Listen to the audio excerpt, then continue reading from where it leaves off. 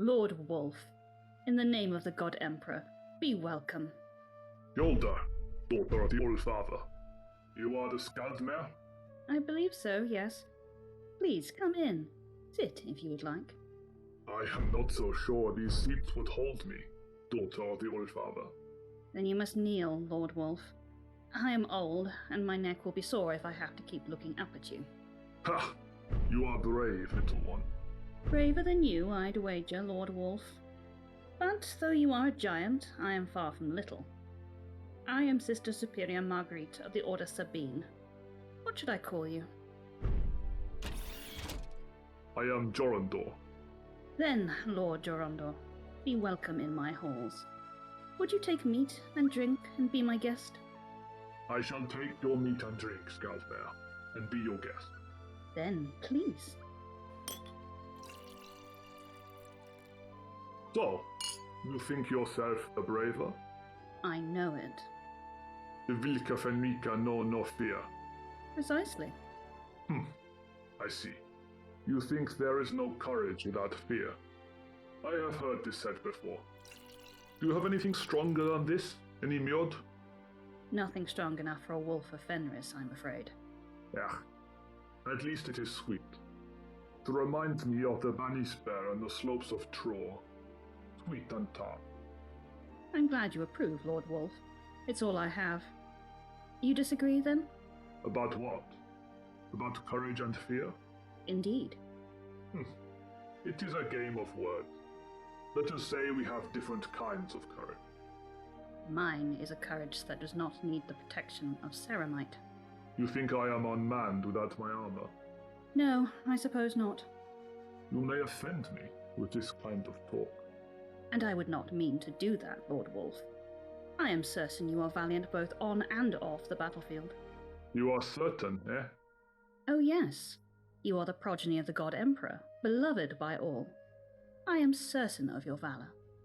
The Allfather is a distant grandsire. But you feel his mark upon you. True enough.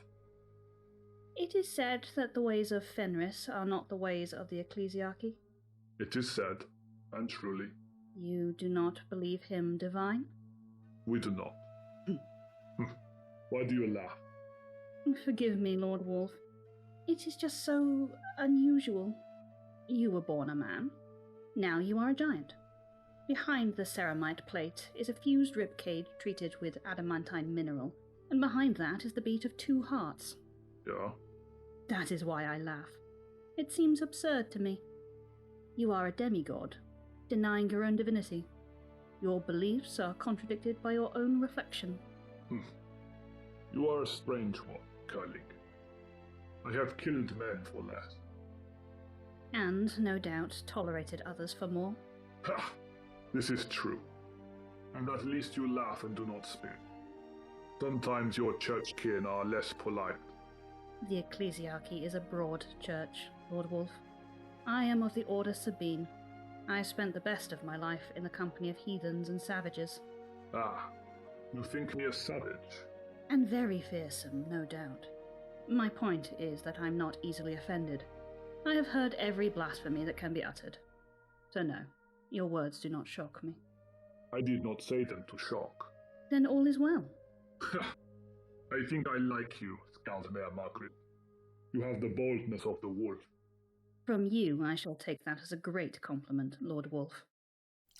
Your Banisper drink is weak, but the meat is good. You have many stories, then? By most reckonings, at least 2 lifetimes' worth. This Order Sabine, they are missionaries? We are those that arrive before the missionaries. We are the wise women who prophesy the coming dawn. Tricksters, then? Some would say so, but our prophecies come true. Ha! God, you engineer them. For which I make no apology. My work has contributed to the salvation of 1 trillion souls. My mark upon this galaxy eclipses even your own. For such an end, I would gladly commit any deception. You think your deeds are greater than mine? I do, though our work is not easily compared. I giveth, you taketh. How old are you? It's hard to say. I have lived over 2 centuries, give or take a few decades. Which one of us is older? You are. Nah, then you still have time. Ha! I suppose we are competitors, in a sense. If I do my work well, then you are not needed. You keep the wolf from the door, eh? Indeed. Or, more commonly, the Astra Militarum. It's funny, really. I am by no means a peaceful woman, but my life has been dedicated to the avoidance of war. To prepare a population for their peaceful acclimatization to the imperium of humanity. I have preached, and I have lied, and indeed I have even murdered, but always in the pursuit of that peace. They used to call it compliance, I am told. A good word for it. A term that understands the hierarchies at play. You would put me out of work, then? Among these worlds, at least. There will always be the alien, the witch, the mutant. And do not misunderstand me, Lord Wolf. War is the most noble of pursuits. Hatred of the inhuman is his greatest gift to us. If I had been born uglier, with broad shoulders and a simpler mind, then I would gladly have become a sister of battle. I would have clad myself in power armor and risen with a bolter in hand, and I would have been happy too. They are blessed. They do his holy work. Not all of them are ugly. You are kind to say so. And it is all a matter of taste. But I've never been one for chem muscles and extensive facial scarring. Then you must think me ugly as well. I hope you will not take offense, Lord Wolf, but I have seen your like 1,000 times. Big, strong men, with slabs of meat for arms, and a forehead dense enough to crack a nut. But of them I am the most impressive, yeah? Yes, I suppose you are. More meat, Lord Wolf? Yeah, tack. Of course I am honoured by your visit, Lord Jorandor, but I'm sure you had a purpose in coming here. I have come to hear a tale. I was told you are the Skaldmere. You're here for a story? Yeah. I see. Well, if it is stories you want, then I have many. I am an old woman who has seen a great many things. But, of course, they are nothing compared to the hagiographies of the saints. Perhaps I could tell you one of them. Saint. A foolish idea. What even is a saint? A political instrument, of course. But I would tell you the story of a person behind those machinations of politics and power. I would tell you a story of someone brave, someone determined, someone remarkable, someone worthy of the All-Father's respect. Very well. I would hear such a tale. I shall tell you the story of Monastery 20 and the martyrdom of Saint May. A story not well understood by the peoples of Calixis, despite the efforts of the Church. Perhaps, in the telling, I shall do my part to recontextualize what happened there, to help others realize that Monastery 20 was not merely a disaster, but a triumph as well. I am listening, Skaldmere. I will hear the tale of the Saint May. Very well. First, though, what do you know of the Rak'Gol? They are Xenos, yeah? Indeed. Despicable marauders and brutal killers. The least of them is a giant on 8 scuttling limbs, their flesh colourless and rough, like mountain stone. Ugly, grotesque tails thrust from their behinds, and their faces are barely faces at all. Distorted by oversized mouths that drool saliva over layered fangs. Eyes deep-set and dull, no ears, but instead tympanic membranes stretched across textured scale. And, not content with their natural hideousness, each one of them is invariably mutilated by some manner of crude augmentation. Their hides are stitched together by slabs of rusting metal, or else reinforced by heavy plates of implanted ceramics. Entire limbs are hacked off and replaced with makeshift saws and jagged blades, their inhuman bodies made bulbous by the shape of bionic organs and chugging machines. And still, that is not the end of the horror, for they are touched by the warp also. Their underflesh ripples with unchecked corruption, forming mucous tumours and weeping sores. Tendril tentacles sprout from folds and joints. Bones snap and deform into new monstrous configurations, and any skin that is not as stone peels as if in the glare of a red sun. It is said that their ships burn foully with the radiation of primitive atomics, and that the souls of the Rak'Gol are infused with the stench of chaos. They cannot be reasoned with. They do not understand mercy, and do not expect it in return. When the Rak'Gol fall upon their prey, it is like starved dogs on a suckling pig, savage and relentless. Where do they sail from? No one truly knows. Some say the Hellenic depths, a shadowed region of nebula and dust within the unbeholden reaches. They are void raiders, then? Scavengers? Their ways are inhuman. Though raid and scavenge they do, conforming to some incomprehensible diktat. They leave gutted vessels in their wake, stripping ships of lesser technologies, while sometimes leaving the most valuable machines for pirates and recollectors. Some say they occasionally take slaves, but what they leave is bloodshed and death, and any captives would surely perish quickly on their irradiated boats. But their predations are not confined to the void. Not always. And this brings me to the massacre at Monastery 20.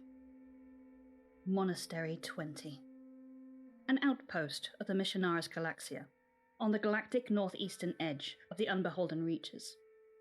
An asteroid with a stable orbital path around the star of the Ramian system, a system barely known for the death world that gives it its name. Death world. Pah! What form does death take on Ramian, then? It is an irradiated hellscape, populated by mutant cannibals and warp-touched fauna. Entire continents form vivid rad scars visible from orbit, its thrice-cursed population living in the shadowed valleys where the atomic dust has not settled. Fell ruins lie in those darknesses within darknesses, non-Euclidean geometries forming corpse cities of cyclopean masonry. Remnants of the Uvath. Have you heard of them, Lord Wolf? Yeah. I have fought their constructs in places like those you describe. A Jotun of hell attacked my pack on the ugly world of Natharis. A giant of bone and rotting flesh held together by Maleficarum that lashed us with the skeletons of the dead. It is hard to kill that which is already dead, but my brothers and I managed nonetheless. Indeed. The Uvath were exterminated by the Angevin Crusade, praise the Emperor and his Saint Drusus. But their foul legacy still haunts many worlds of Calixis and its expanse. Ramian is one such world, and Monastery 20 orbited the system's star. The asteroid's orbit and rotation provided it with temperate days and nights, and a local atmosphere was generated by one of the miracle relics of Saint Cognatius, known to the Mechanicus and Ecclesiarchy as Atmos 7. This monastery, it was not a building then? Indeed not. It was the name given to the asteroid itself. At great expense, the Missionaris Galaxia terraformed the asteroid such that it could sustain life, establishing arcologies for food production and building churches to the God Emperor of humanity. Though it was sponsored and governed by agents of the Missionaris, it was not simply a place for quiet worship and reflection. It was a city, full of pilgrims and colonists, a staging post from which the Missionaris Galaxia might venture deeper into the unbeholden reaches. By some accounts, almost 1 million souls called Monastery 20 their home. A sizable colony then, full of promise and faith. It had its defences, of course, for the expanse is dangerous. Protecting Monastery 20 in the void was the star galleon Eurus, on extended loan to the Missionaris Galaxia through the generosity of rogue trader Rath Umbolt. On its surface was a considerable local militia, well motivated, if not well armed. But the true defenders of Monastery 20 were the Battle Sisters of the Order of the Ebon Chalice, a mission of 30 sisters commanded by Palatine Helestri, dedicated to the defence of Monastery 20 and the protection of ecclesiastical assets across the unbeholden reaches. I have seen your sisters in battle. I like them. They are ferocious, like she-wolves defending their litter. They truly are the best of us. Apart from the Vilka Fenris, perhaps. Of course, Lord Wolf. All of this to say, Monastery 20 was well defended. But alas, it was not enough. The mission of Palatine Halestri guarded the sacred relics of the Missionaris Galaxia on Monastery 20, Atmos 7 predominant among them. But they also guarded darker treasures, relics of the Uvath, that could neither be safely destroyed nor allowed to exist beyond lock and key. In the catacombs of their convent, the sisters locked away the most dangerous of the Uvath's creations, tempering their sorcerous evil by prayer and song. It began on a day like any other, so it is said. The peoples of Monastery 20 were about their business. The bells of the great cathedral rang proudly across the cityscape, resounding along cobbled streets and weathered stone. The sky was clear, forming an unbroken ocean of azure blue. The air was cold, but crisp. Children recited prayers in education halls, sponsored by the Holy Ecclesiarchy. Agriculturalists tended to the plants of the arcologies, and labourers erected new monuments to the master of humanity. Sellers hawked the wares of skilled craftspeople in the market squares, and priests of every denomination offered prayers to the Golden Throne. A day like any other, but not for long. Good. I was beginning to get bored. You are a curious irritation, Lord Wolf. Should I continue? Ha!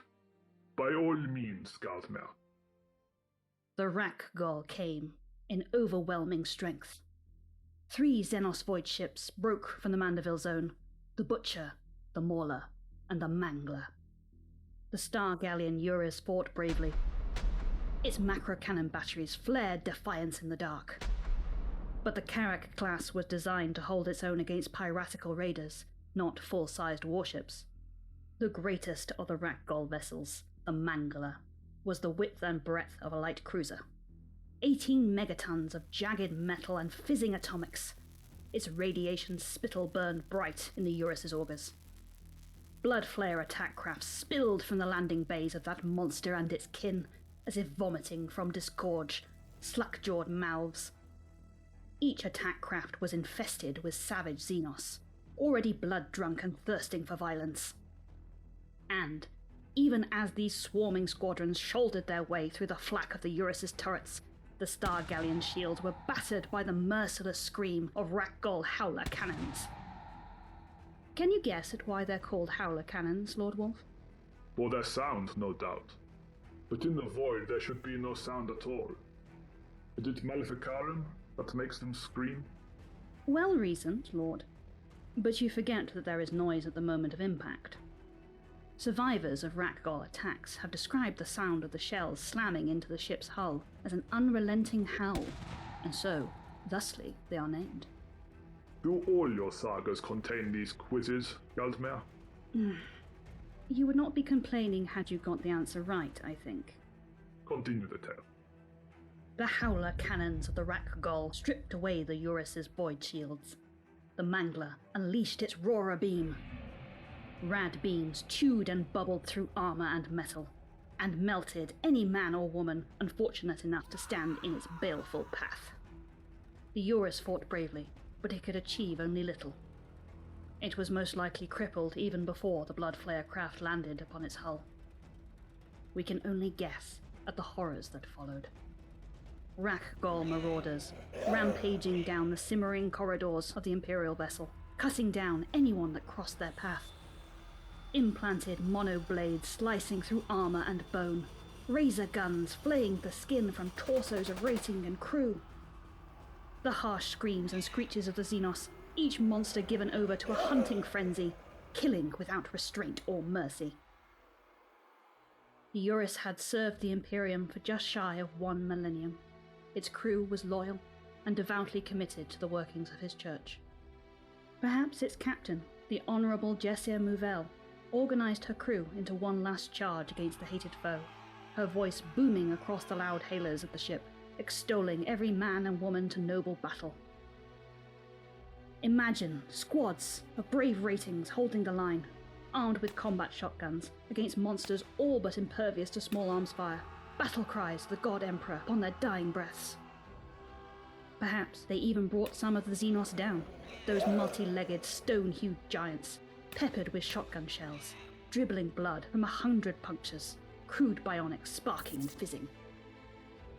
We can only imagine, but the Eurus was a proud ship, with a proud history, and its crew were loyal. Perhaps the Allfather knows their deeds. Perhaps. But all that is known for sure is that the Eurus died, and its crew along with it. The Rak'Gol ripped it apart with the savagery for which they are known, and then fell, unrestrained, upon the pilgrim transports that the Eurus had protected. The ships around Monastery 20 hung in high orbit of the asteroid, gravity-locked to its orbital path. When they died, their bones fell from the sky. Sheets of burning metal, each the length of a church, bringing fire and devastation to the colony beneath. Entire hab blocks were flattened. The Church of Illumination was hit by an unexploded macrocannon shell from the Eurus's own guns, transformed into a fireball half a kilometre wide. Tens of thousands were killed. There was no taking cover, no place that might provide safety for the good people of Monastery 20. All they could do was pray. Pray that the next piece of carved-up void ship would not land on them, and instead crash into some other district, some other place. The asteroid was not shielded, then? Oh, heavens no. You must understand, Lord Wolf. This is the Expanse. For what it was, Monastery 20 was very well defended. It could handle pirates, a lone raider and the like, but not a full-scale invasion. The Missionaris Galaxia had gathered exposition funds from all across Calixis, but the venture remained explorative, a leap of faith. That faith was ill-judged, it seems. That is unworthy of you. Of all people, the wolves of Fenris should know that great deeds are born of great risks. Should we mock those who have failed? Or should we praise them for the attempt? You are right. My scorn should be reserved for cowards that rest on their laurel. I recognize my failing and will be sure to correct it. Well said, Lord Wolf. In any case, planetary void shielding comes at great expense. Monastery 20 did not enjoy such protection, and so the burning skeletons of its defenders became spears of fire that lanced across its cobbled streets. The city was set aflame. But the people of Monastery 20 were loyal and good. In this moment of crisis, they showed themselves to be the best of the God Emperor's humanity. Volunteers attacked flames with heavy blankets and buckets of debris taken from the ruins of their own homes. Children delivered water to those battling the smoke, their faces stained by ash. Survivors were dug out from beneath half-collapsed halls and given healing or the Emperor's peace. The bells of the cathedral rang, not in warning, for the danger was plain for all to see, but in defiance. To remind the populace of their duty, and to honour the eternal master of the Imperium. Militias gathered, men and women reaching for laslocks not fired in years, and spiked mauls rusted by long-dried blood. And, from the convent of the Battle Sisters, the mission gathered in full strength, offering prayer to he who sits upon the golden throne of terror. The sky had been unblemished blue. Now it was red, a smoke film reflecting the angry glare of the city-wide fires. In that ugly smear of scarlet, the people of Monastery 20 saw black spots, forming carrion swarms of descending attack craft. Little is written of that first day. The hagiography of Saint May, who was, as you might have guessed, a battle sister among that mission of the Order of the Ebon Chalice, mentions only that there was little in the way of an organised defence. The colony was on fire. The Eurus, along with all of the colony's most experienced officers, was dead. And the militia, though brave, were not soldiers. Imagine, if you will, a market square in the blazing streets of the colony. A platoon of militia gather. They are men and women of all ages. There, in the second rank, you see an old man, his face wizened and pitted with the dust scars of asteroid mining. Behind him is a young woman, barely more than a girl, wearing a flak helmet several sizes too large. It was bequeathed to her by her late father, who collapsed from lung rot 3 years ago. Beside her is a middle-aged man, a family man, his skin blotched from a fondness for drink. His fingers tremble around the Laslock stock, but not from fear. The drink has gotten into his hands. But still, he is a good man, a loyal man, and he will protect his family and his church. They stand in the market square. The plaza has been spared the worst of the devastation, but its stalls have collapsed, cast down by the shockwave ripples that blew out the windows and sent children toppling. There are fires on the horizon. It is an image of ruin, of hell, of the end times, long promised to these pilgrims and colonists by doomsayers both earnest and cynical. Lesser men and women might have been paralyzed by terror, their eyes wide and their legs jelly. But not these people.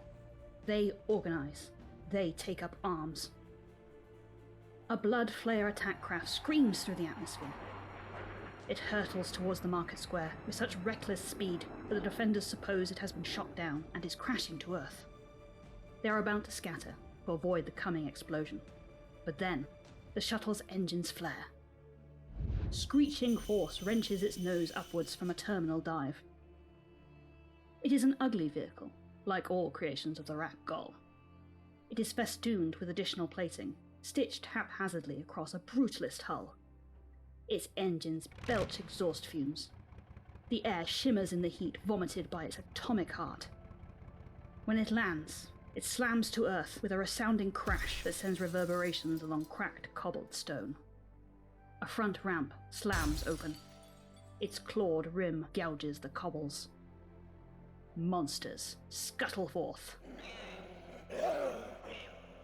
The militia hold their ground. They shoot laslocks and stub rifles from their hips.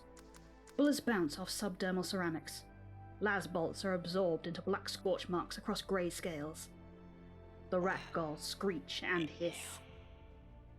As they rampage forwards, they fill the air with razor shells that expand on impact, shredding human bodies and mangling corpses beyond the point of recognition. When they reach the front line of the militia, they thrust barbed spears and uneven blades into tearing flesh. This close, the old man can hear the churning chug of their crude internal bionics. The first rank disintegrates. Cohesion collapses as the Rak'Gol fall upon them. The young woman is hit to the face by a club tail, shattering her cheekbone. She is trampled by another alien. Claws rip into her torso. Warp-tainted tendrils snake into those gouges and tear her heart from her chest. The old man is already dead.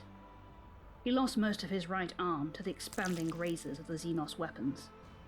Then, his gullet was speared through by a jagged spike. His corpse is held aloft on a Rak'Gol spear before it is shaken off like a ragdoll. His broken body cannons another man to the ground, who is then trampled, such that his lungs collapse and he dies, gasping for air. The middle-aged man is still alive. He has fired his laslock, and the bolt ricocheted off the domed forehead of a rampaging marauder. He is struggling to reload. The gun is old, and his fingers are shaking. A Rak'Gol charges towards him. Spittle cascades from its screeching mouth. The man stops trying to reload and drives his bayonet towards the monster's open maw. The blade cracks a tooth, but the momentum of his thrust is killed, and the man is killed soon after. The militia is massacred. No one is left alive. The Rak'Gol move on, leaving disfigured corpses in their wake. Such was the chaos of that first day. Savage slaughter and unchecked violence. Atrocities committed against an entire population of emperor-fearing men and women. A brutal bloodletting that made no distinction between combatant and non-combatant, or between adult and child. It is not recorded how many died in this chaos, but we can safely assume that it was in the hundreds of thousands. The Rak'Gol are merciless. They would not stop until every human being upon Monastery 20 was butchered. The bells of the great cathedral were silenced, and its nave desecrated by the broken bodies of the slain. Where is this saint, then? Pray, be patient, Lord Wolf. For among this devastation, there were pockets of resistance, and foremost among them was the convent of the Ebon Chalice. Palatine Halestri knew that her mission could not cleanse Monastery 20 of the Xenos taint, and, though undaunted by the prospect of martyrdom, she would not waste her sisters upon a cause that was already lost. Her responsibilities were not only to the people, but also to the princes of the church, who had taken sanctuary within the convent's halls. And she also remembered her duty to guard the treasures of Monastery 20, those relics both pure and dark, and to prevent either from falling into the profane hands of the inhuman Xenos. Pah! Princes of the church, sanctuary. You mean small fat men bedecked with gold, fleeing like rats from a sinking longship. Perhaps you seek to shock me with your sacrilege, Lord Wolf. To save you effort, I must remind you, I've heard much worse from the heathen warrior kings of this barbarian expanse. Your outbursts are like spittle from grey clouds, petulant and inconsequential. Ha! And perhaps you will also remember that Monastery 20 was a staging post for the Missionaris Galaxia, an organisation not known for providing an easy living for its ministers. The princes of the ecclesiarchy on Monastery 20 were confessors militant and mission deacons. They were men and women who had spent a lifetime attempting to bring light to the dark. Men and women who, in their advanced age, had rededicated themselves to the administration of their holy mission. Their minds remained sharp, even as their bodies became frail and unsuited to the stars. I think I have hit a nerve. It is sweet of you to think so, Lord Wolf. I simply seek to provide correction and illumination. Ha! Ha! Gazmere. As such, Palatine Halestri dedicated her mission to the defense of its convent, to fulfill its responsibilities to the ecclesiarchy and to the God Emperor.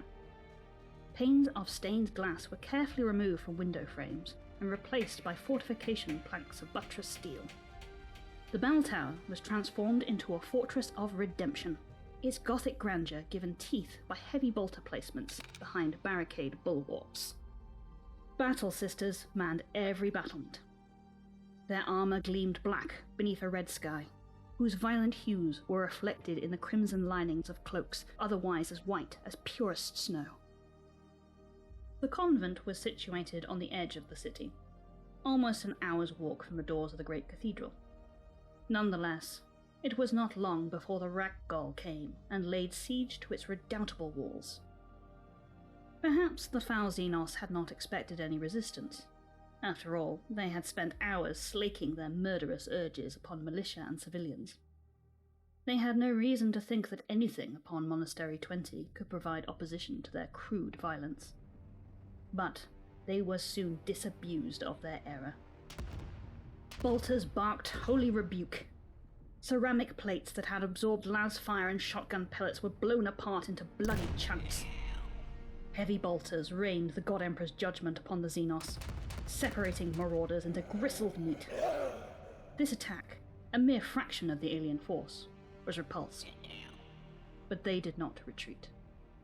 Victims of their own warped insanities, those few Rak'Gol threw themselves forward with such savage insistence that a couple almost managed to reach the walls. They expected no respite nor mercy, and, in their righteous fury, the Sisters of Battle gave them none. A fine retelling. But where is this saint of yours? Does she feature at all? I've almost forgotten her name. It was then that Sister May sought out Palatine Halestri, for the bells of the great cathedral had finally fallen silent, and the stench of human ash was thick upon each defender's tongue. "More shalt come," the saint-to-be declared, and the Palatine nodded, for this she already knew. "We shall defy them by his will." "Ave, Palatine. But what of the scattered and the dispossessed? What of the faithful lost beyond these walls, abandoned by his church?" "Sister, thy heart is true, but thy mind misleads thee. Thou wilt remember thy responsibilities to his office, the Missionaris Galaxia, and thy sacred vows. I remember mine vows well, Palatine. But as Saint Sabat herself spaketh, there are no miracles, there are only men. And art those not men and women beyond thy walls, with arms that may yet be raised against the Xenos, and spirits that may yet be roused to righteous hate? I beg thee, Palatine, allow me just 2 sisters, and I shalt bring the vengeful masses to thy walls, and reinforce thy strength against the alien blight. Fine words. Indeed, and spoken with the truest of passion. But it is written that the Palatine was still minded to refuse. After all, even just 3 battle sisters represented 1/10 of the convent's strength, and the odds were already long. And so Palatine Halestri went to deny her sister's plea. But before her lips could form the words, there was a blinding flash of light, and from behind Sister May's head formed a halo of white-hot fire. This light shone not merely from some distant devastation, but also through the sister's eyes. Such was her passion and her wrath. Palatine Halestri found that she could not refuse her sister, for it was now evident that the God Emperor himself wished for his faithful to be gathered, such that they might defend the convent alongside the Order of the Ebon Chalice. I expected an interruption, Lord Wolf. Why? You have not exactly been shy thus far. Ha! I am not shy, Scoutmare. Shyness is cowardice, and there are no cowards among the rout. What is it? You want me to doubt the fire in a shield maiden's eye? Never! You must think me some half-wit to expect such craven sniping. I shall never doubt courage. Let Morkai take me if I lie. I have misjudged you, Lord Wolf, and can only apologize. I recognize my failing and will be sure to correct it. Continue your tale. With permission from her Palatine, Sister May sallied forth at once. Alongside her were Sisters Cathra and Nataliev.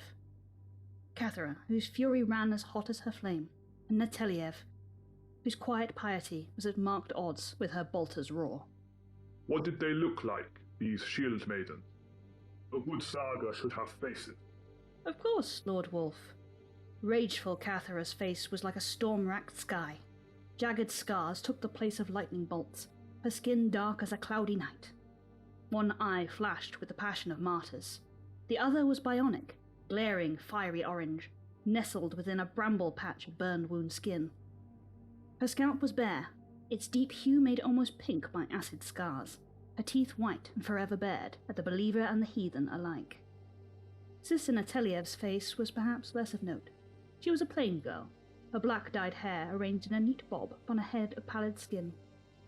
Around her mouth and eyes were scholars' creases, each harking back to a sleepless night of study over the sacred hagiographies. She wore no wounds upon her face, and her eyes were a warm chestnut, soulful and mournful. And the saint? Well, she of course was beautiful.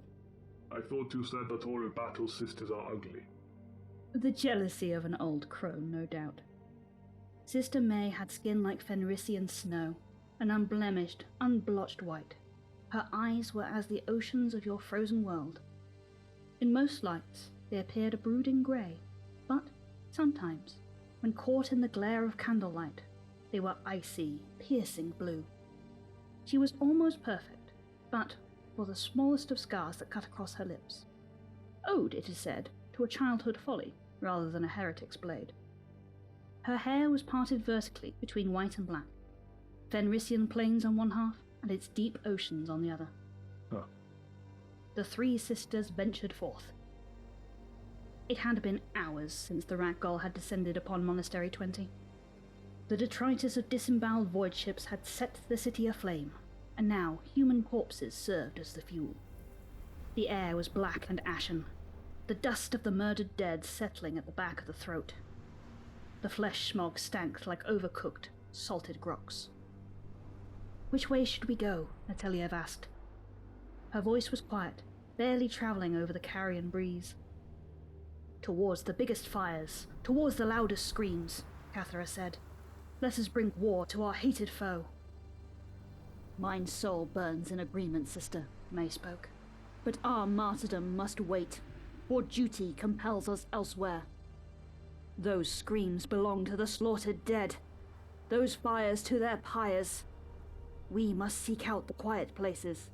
We must seek out those dark chapels yet untouched by the orange flames. Where then, sister? I feel thy rebuke, sister, and pray thy tolerance. The great moment shalt come, but for now we art but shepherds, sent to gather his wayward flock. Where then? To the Church of the Risen, the saint replied. That is where we must go. Why there, then? It was a likely place for survivors to gather. As the preeminent burial grounds of Monastery 20, it was situated apart from the daily life of the colony, on the city's outskirts.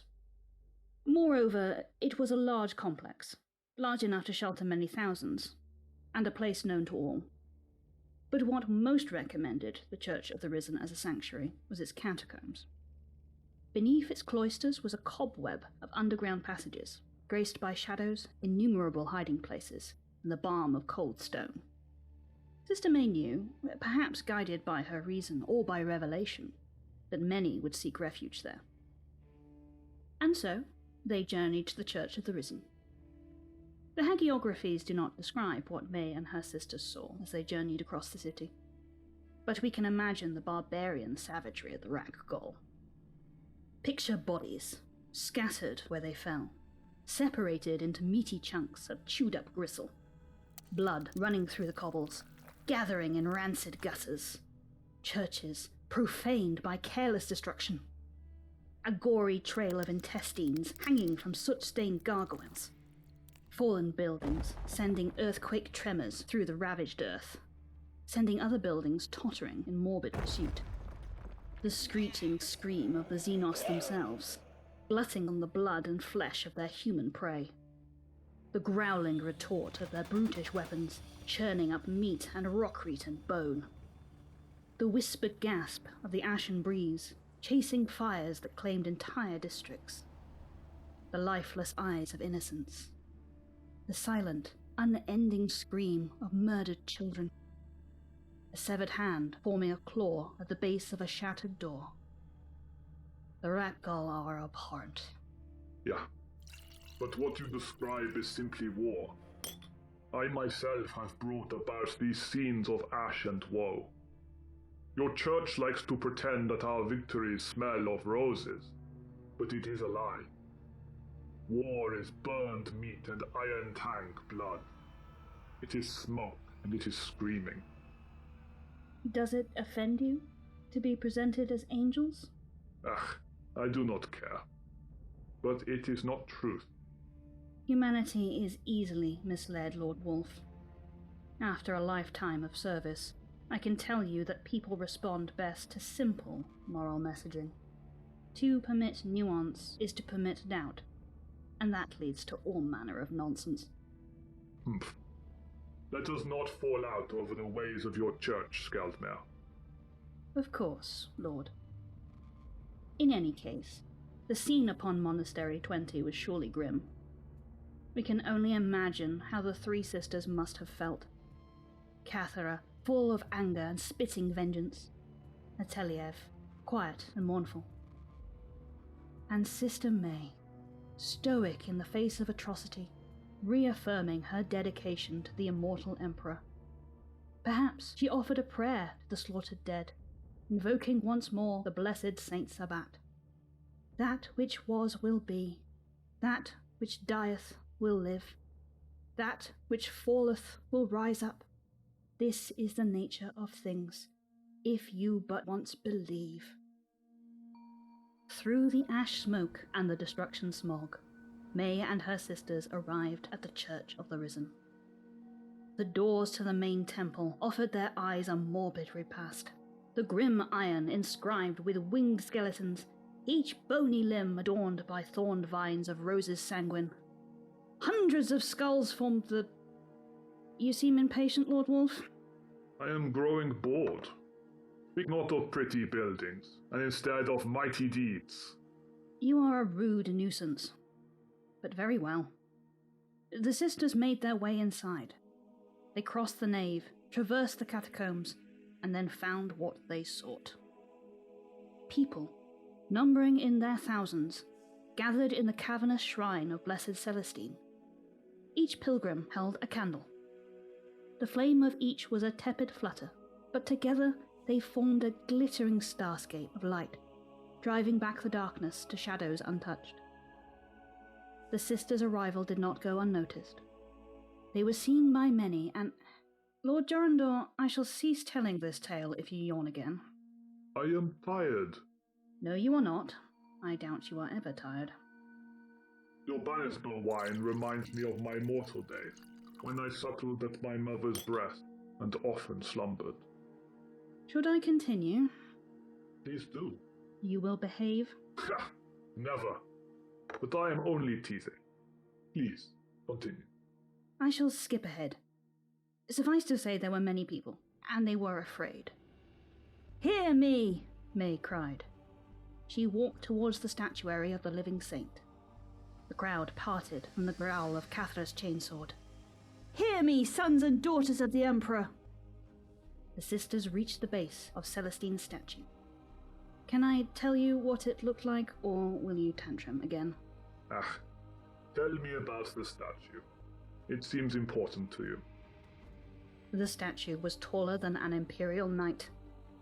Its wingspan stretched across the cavern, and yet it was beautifully detailed. Each feather of her angelic wings was given definition. Her halo shone with the soft illumination of silver glow globes, artfully concealed within the stone. The ardent blade was held aloft in a pose of triumph, rendered in such a size that it might have cleaved battle tanks apart, and etched with calligraphic prayers. Very pretty. Rude boy. By contrast, Sister May was a mere woman, a being of flesh and blood. But her eyes flashed icy blue, and the crowd fell quiet.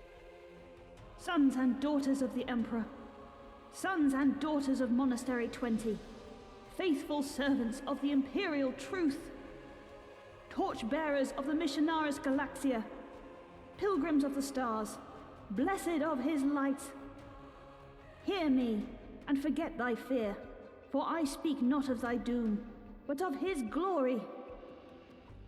It is well that thou art gathered here, in the shadow of our living saint.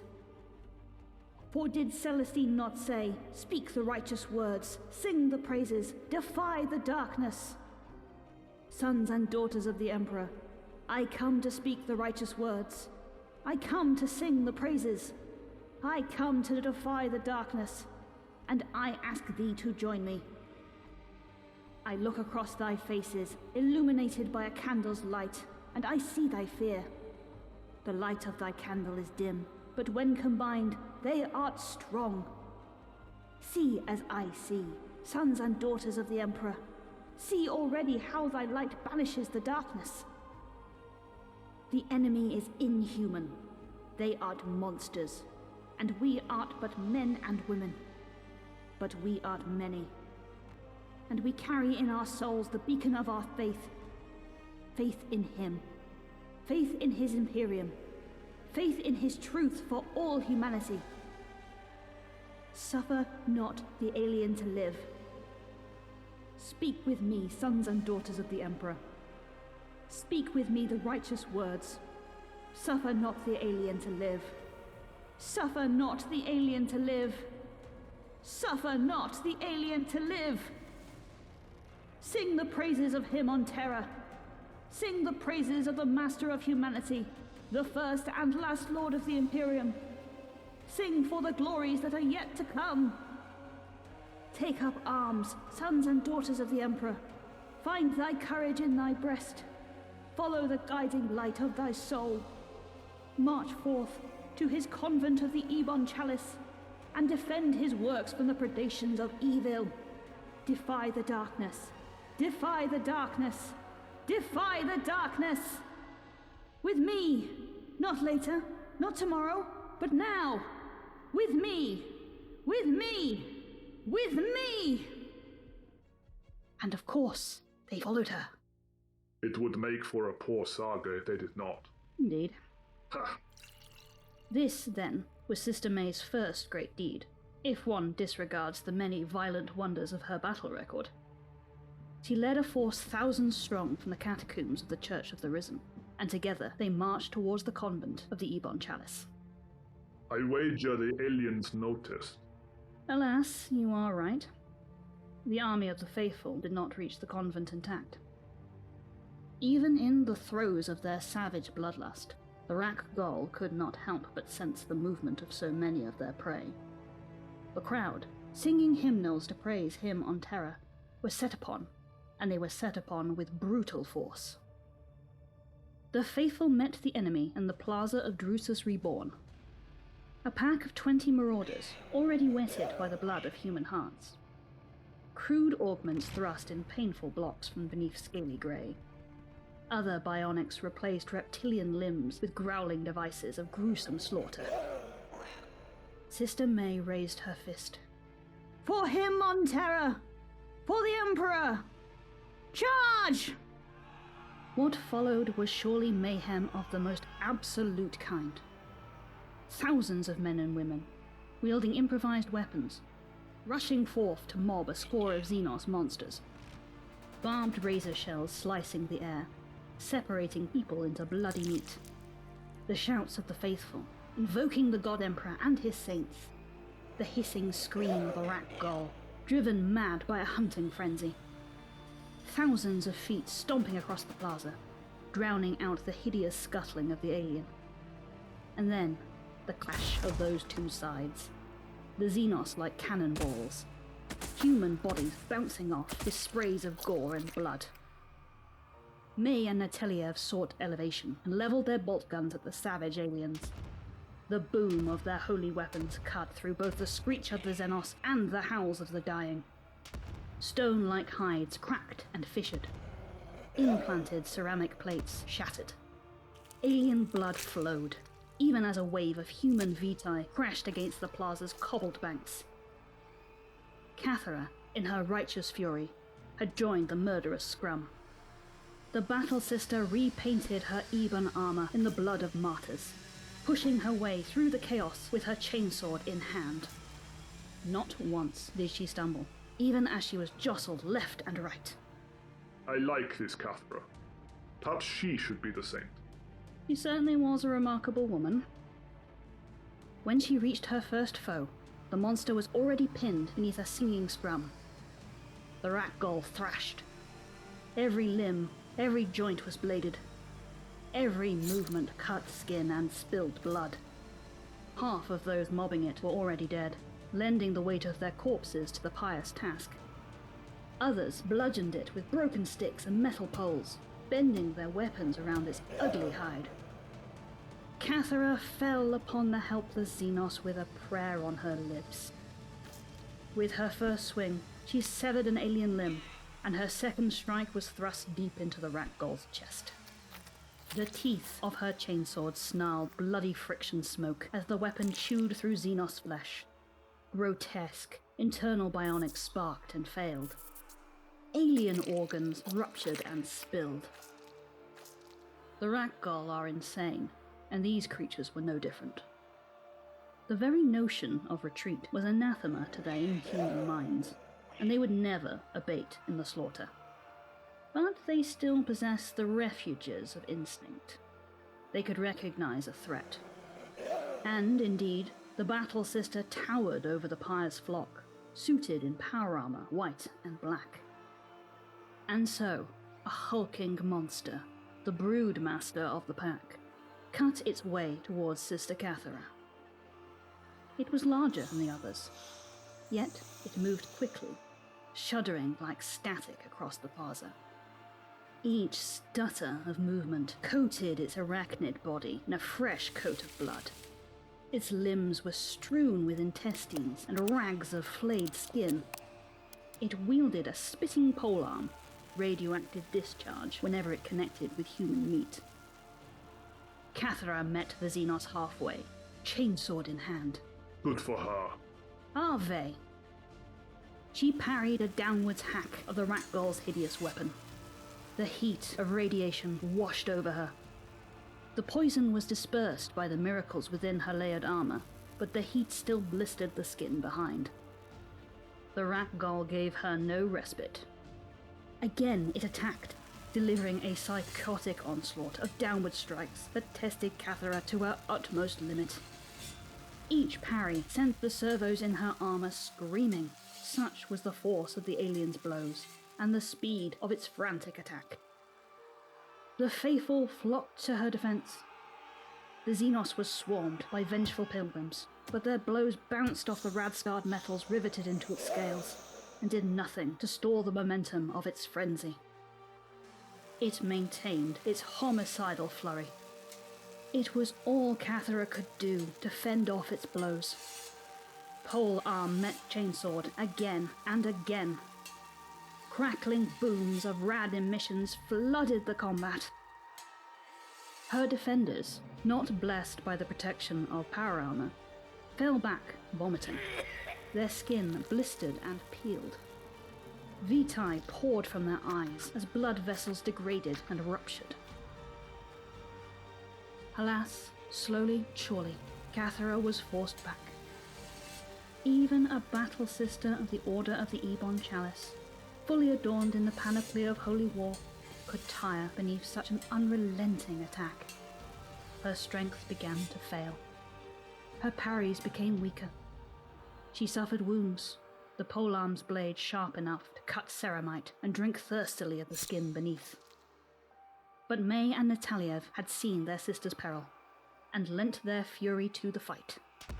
Bolt rounds crashed into the Broodmaster's flanks. Riveted armors were sheared off by jagged shrapnel, tearing off skin and muscle. The monster brought down its polearm. Wearied, but not yet beaten, Cathara went to parry once more. The blades met. The primitive power field in the polearm finally severed the roaring chain in Cathara's weapon, and her sword was sliced in two. The death knell of its outraged machine spirits was an explosive boom. Cathara stumbled back. The Rak'Gol's weapon cut deep into her chest plate. It sliced through skin and muscle, just shy of the sister's ribs. More bolt rounds rained down. Finally, the Broodmaster collapsed in death. I thought that May was supposed to be the saint. It is Cathara doing all the proper fighting.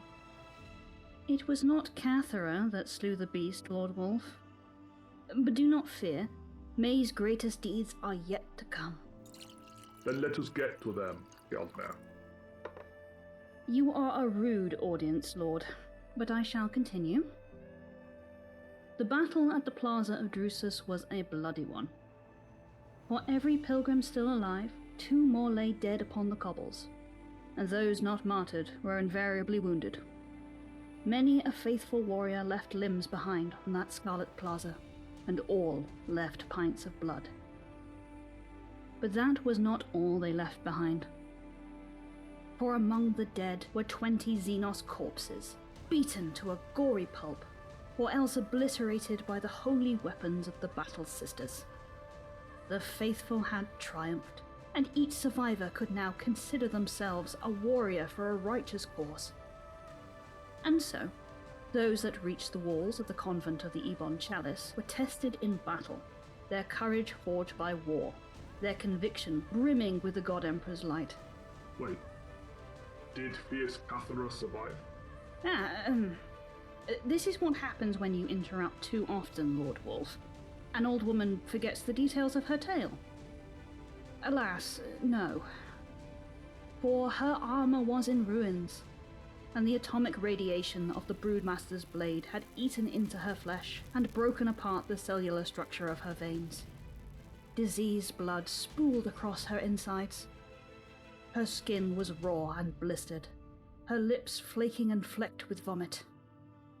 Her last act was to gesture her sisters back, so that they might be spared the contagion of her wounds. Good for her. After commending her soul to the Golden Throne, May granted to her sister the Emperor's peace. Then she led her survivors to the convent. The Palatine was less than pleased. "Sister," she said, "thou hast returned depleted, and brought me the wounded and the dying. Thy intentions were pure, but thou hast burdened this convent and weakened its defence." "Nay, Palatine," May replied.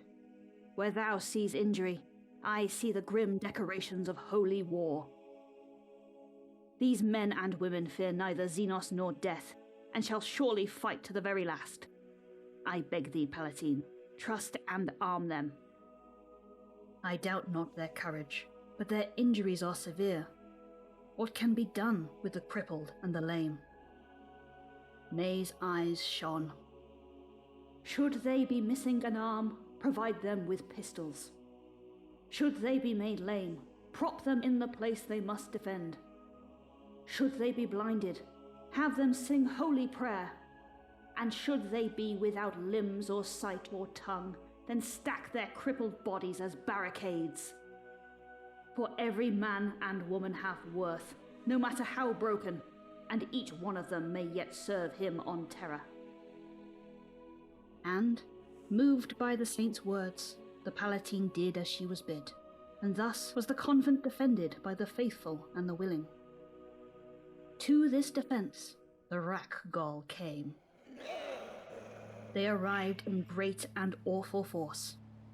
Each Xenos was glutted on murder, their scales stained with the ash smoke of a murdered city. Amongst them were abominations that seemed to command their lesser kin, unnatural amalgams of grotesque alien flesh and bizarre bionics, their gross serpentine bodies slithering within gruesome exoskeletons and around belching augments. These Xenos could yet exercise restraint upon their troops, and held back those packs of marauders that might else have flung themselves at the convent walls. Instead, the Rak'Gol unleashed a storm of gunfire such that naught else could be heard. Razor guns left long scratches in the barricades. Shrapnel exploded among the crenellations to seek the flesh and blood of those taking cover behind. Howler rifles, those tri-barreled weapons of absurd proportions, spat thousands of chain-fed rounds across the ramparts, the guns wailing with gouts of flame as they chewed through ammunition. The defenders of the convent were dug in, but no force beyond the angels of death could withstand such punishment without grievous loss. Hundreds died. Barricades splintered. Bones broke and skin tore.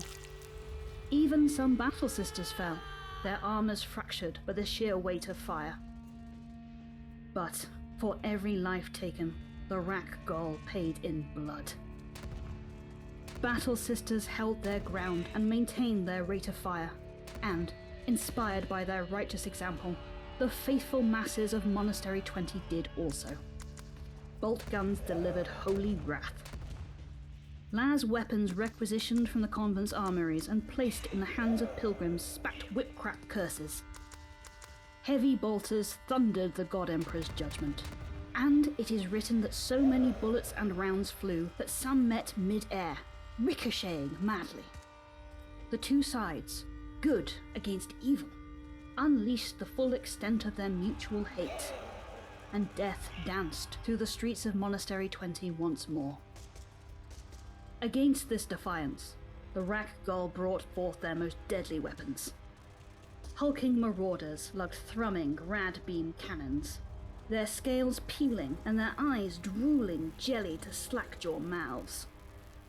When those weapons fired, hellish blasts of atomic radiation devoured everything it touched, a high-intensity voraciousness that ate through convent walls and ceramite plate. These weapons were aimed at the bell tower, so recently converted into a heavy bolter nest. Battle sisters screamed as their armor disintegrated and their skin decayed to flaking, dried-up strips. Heavy bolters rusted and degraded. The very walls crumbled and the tower collapsed, killing many more beneath the rubble.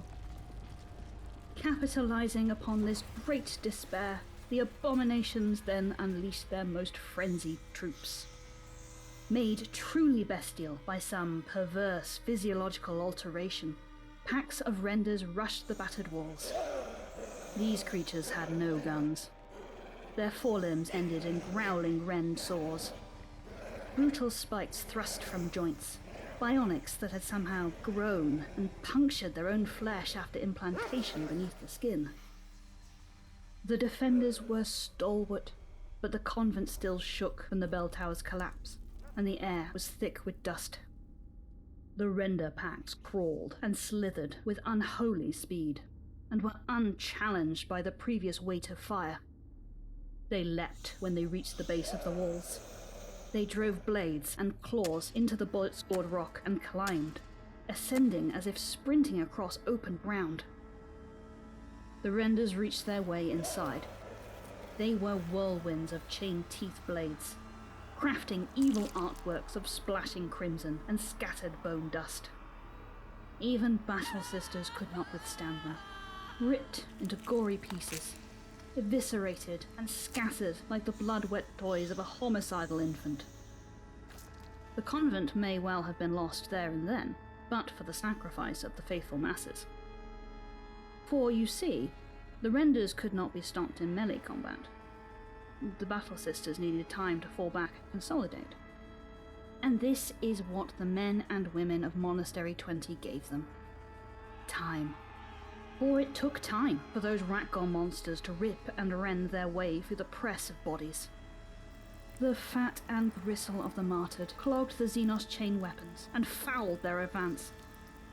The people of Monastery 20 formed a living shield, holding the aliens back, even as the sisters unleashed their flamers and burned both friend and foe alive. It was a glorious sacrifice, clutching Pyrrhic victory from the jaws of defeat. The render packs were exterminated. The convent held. And so, May's holy work was vindicated. It is said that the Rak'Gol never retreat from battle. And yet, the failure of the render assault gave the Xenos pause. They did not press their attack. Instead, they stared at the battered convent with hate-filled eyes, and, after almost an hour, they scuttled back. The Rak'Gol had provided the Imperials with a reprieve, but they would surely be back. The outer cloisters were repainted in blood. The stink of the dead and the dying was enough to gag upon, and the floors were slick. Smoke drifted from guttering corpse fires. The stench of exploded physaline flared at the defenders' nostrils. This saint of yours has done very little, Skaldmere. What exactly was her great deed? To convince other people to fight in her place? That is unworthy. She fought alongside her sisters in the convent's defense. However, I am coming to her great deeds, Lord Wolf. Be patient. Eat some meat and be quiet. The survivors took stock. The situation was bleak. The enemy was blooded, but the convent was now a charnel house. If the Rak'Gol had pressed the attack, the day would already be theirs. The doom of Monastery 20 was nigh, but the faithful were unafraid. They prepared to defend the walls once more. But then, the smoke-strewn sky split apart, and the heavens rained fire. The foul Xenos had only withdrawn to avoid the explosions of their own orbital bombardment. Screaming munitions plummeted from burning clouds. The Imperial defenders saw the hell that was coming and abandoned the outer walls for the basement cloisters. You will recall, Lord Wolf, that the convent was built as both a residence and a jail. The mission was charged with the protection of relics both holy and fell, and to these bunkered chambers did the survivors seek sanctuary beneath the earth. The Rak'Gol unleashed their fury. And indeed, if they had concentrated their fire upon the convent, they would surely have destroyed it, outer walls and bunkered chambers alike. But the convent survived. Tell me, Skaldmere, that you are not about to claim a miracle from the failures of a sloppy orbital bombardment. I am not, Lord Wolf. Perhaps you will sit still and listen. The Rak'Gol's barrage was widespread. It was not focused on the convent. It was instead a scattershot of punishment, designed not to destroy, but to corrupt. For each munition crackled with the poison of radiation, and the Rak'Gol had blanketed the ground with so many shells that the very air shimmered with the grip of devolution. The convent and its surroundings had been transformed into a rad zone, thick with toxins that would taint the cracked soil for millennia to come. The defenders waited, wide-eyed beneath the earth. Faithful men and women breathed in radiation dust without realizing their doom, and only when the vomiting began did the sisters see the danger. They retreated further into the convent's depths and sought out the most holy of holies, Atmos 7, the relic of St. Cognatius that had made Monastery 20 possible, and provided succor from the virulence of radiation. In this holy place, May approached her Palatine. "The hour is late, sister. Our martyrdom is near, and soon begins the war eternal at our Emperor's side. Praise be, Palatine, but thou art yet living, and thy duty not yet done." "Oh, speak then, of what duty thou fear I shalt not perform." "I speak of thy curse and mine, Palatine, that names itself failure. For thou canst not protect these relics as a corpse, and the enemy shall soon be here. So must we seek failure's lesser kin, and deny to the alien what we canst not protect." "Thou speak of sabotage, against that which thou swore to defend." "I do. Lest these artifacts be profaned by Xenos hands, thou must give the order. All must be destroyed, and thus denied to our foe." Helestri thought upon the suggestion. It was a bitter pill to accept, but it is written that Helestri saw the light of divinity in Sister May's eyes once more, and recalled how her muster had already saved the convent from premature death. And so, Palatine nodded, and gave the order. "I see that it is the Emperor's will. For his saint's relic, the Atmos 7, may perform the task. For that which may provideth life may taketh it also, and thereby transform this sanctuary into a device of great destruction. But it shall take time, and lacking for time we art." "I shall give thee time," May said. "To this task assign each sister whose armor is yet unbroken, and we shall give thee time." "Beyond this chamber lies radiation's glare. The merest breach in thy ceramite shall destroy thee and thy sisters, and buy us little reprieve." "We shall give thee the time thou needs. Let those with armors broken defend the chamber, and let all else take instead to the cloistered field. We shall give thee thy time." And again, such was the certainty in Sister May's eyes, that the Palatine Helestri believed that too. "Mine armor is rent, and I must be the one to beseech Atmos 7's noble heart. To mine task I must not tarry. Go then, now, and buy me the time I seek." A noble sentiment, Governor. But where is this saint I was promised? She is bold and she is fierce, but so are all the shield maidens of your church. "Her saintly qualities are already apparent, Lord Wolf. But if you wish for blood and fire and miracles of grit and faith, then fear not. We come now to the matter. Atmos 7 was an ancient relic, barely understood even by its most learned guardians. It was capable of great and terrible wrath, but violence was not its nature. Its machine spirit was birthed by the Omnissiah to create life, not to take it. The Palatine would need time to persuade its spirit to such a purpose." What wrath do you speak of?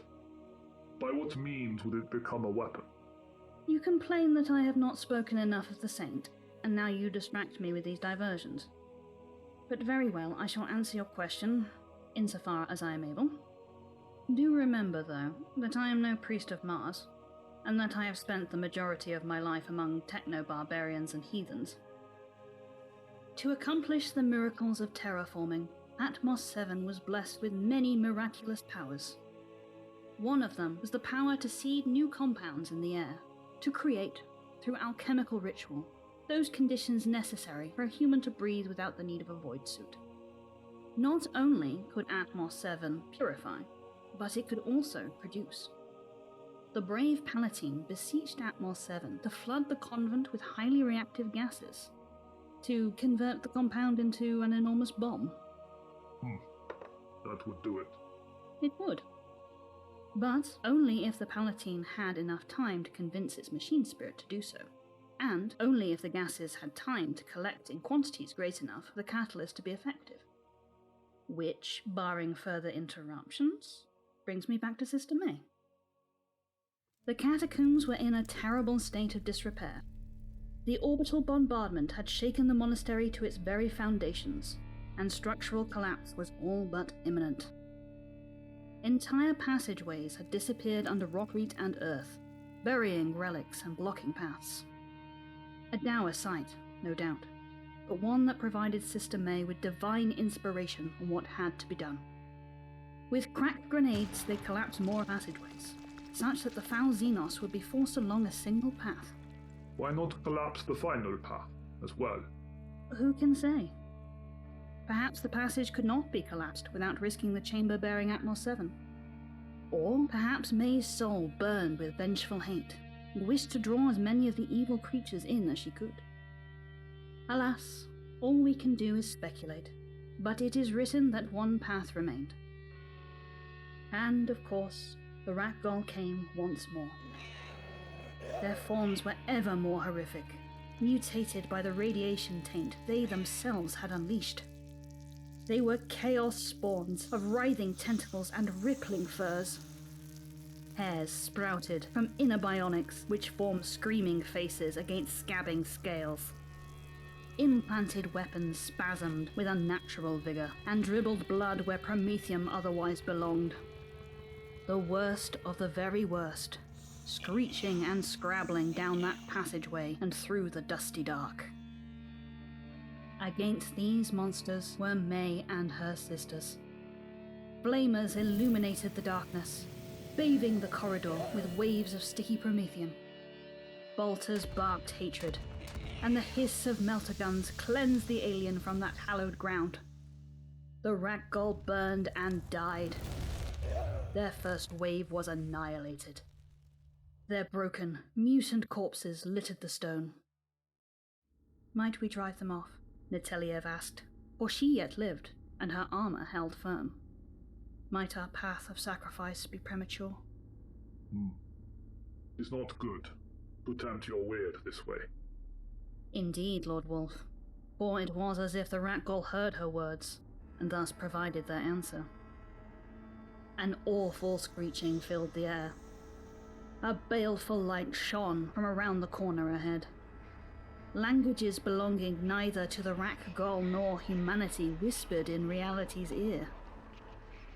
And one by one, power armor systems began to fail. Maleficarum. Indeed. Helmets unclasped, visors opened, motive force drained, gauntlets fell away, rad scrubbers deactivated. We can only imagine what the sisters felt in that atrocious moment. The burning of radiation against their skin, as if they stood unclothed before a blazing supernova. The tickling in their throats as they breathed in radioactive dust. The violation of their blood vessels, capillary walls dismantling at the cellular level. Vitae oozing from every orifice, spilling from eyes and noses and mouths and ears. Their lips flaking. Their skin peeling. Nausea seizing them from within, clutching at their stomachs with ragged claws. The sisters fell. The Rak'Gol came at them again, but the defenders were already dead. All but one. Your saint. My saint, Sister May. She had fallen to her knees. She had coughed up shriveling lung tissue and spat pints of spilling blood. Her pale skin, once white as Fenrisian snow, had become a painful rawness of scabbing red. Her lips had all but slothed from her face, but what was left of them still moved, praising the God Emperor through half-formed prayer. Her armor fell from her body. It clanged noisily against the ground. She rose to her feet. She reached for a weapon. Her nails slipped from her fingers, leaving behind bloody, drooling pus. The cartilage in her nose collapsed as she grasped a heavy flamer with mutilated hands. She wrenched it up, even as every pore in her skin began to leak steam and blood. The Rak'Gol came, slathering and screeching. May's hair, purest white on one side and vibrant black on the other, fell from her scalp in dribbling chunks. Her eyes bled, but they shone blue with the Emperor's light. And she bathed the enemy in his holy fire. Glorious. Ave, Lord Wolf. It is written that the Promethean tank of that heavy flamer never depleted, that it only ran dry once Sister May heard the rumble of reactive gases and allowed her body to form. It is written that she endured horrors beyond imagining, the very deconstruction of her physical form, the rad-flaying of her skin, the overspilling of her vitae, and yet did not succumb until the deed was done. It is written that she was held together by faith alone, until Atmos 7 finished its whispered prayer, and the Palatine Monastery unleashed the catalyst that would see his vengeance completed. Such was May's sacrifice, but not one Rak'Gol reached the chambers where Atmos 7 performed its vengeful work. A miracle of endurance and of faith. The convent was destroyed utterly, of course. Atmos 7 martyred itself to protect the relics and treasures of the missionaries from alien hands.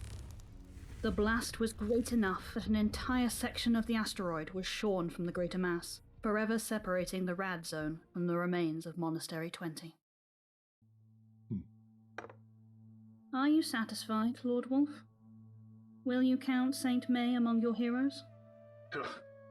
It was a fine saga, Skaldmare, full of blood and fire.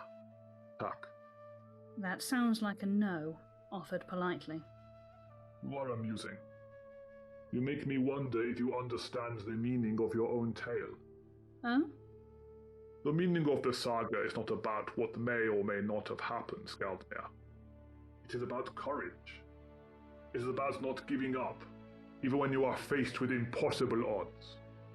It is about each man and woman Fenrir, the wolf that lies within. It is about what every human should aspire to be. Is that not the point of saints? To inspire great deeds from others? The purpose of the hagiographies are multifaceted, Lord Wolf. But yes, they do inspire. So then, you understand. It is not about who said what. I am not saying anything you do not know already. You do not know the words she said, the private conversations that she shared with her kin. You made them up. Just as a good Skaldmare should. Made them up? What an outrageous accusation. Ha!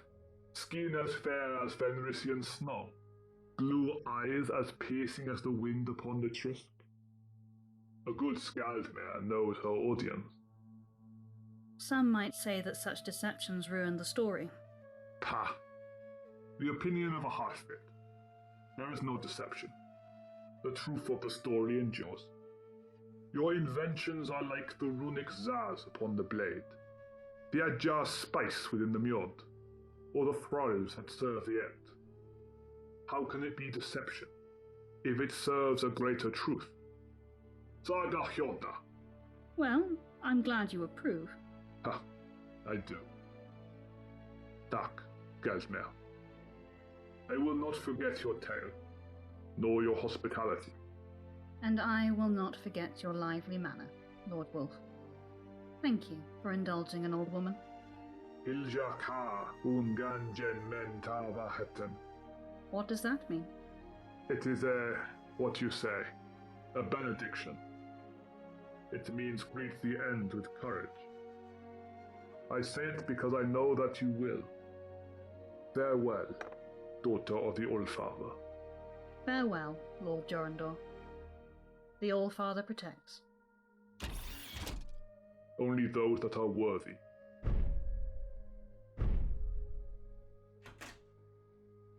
Farewell.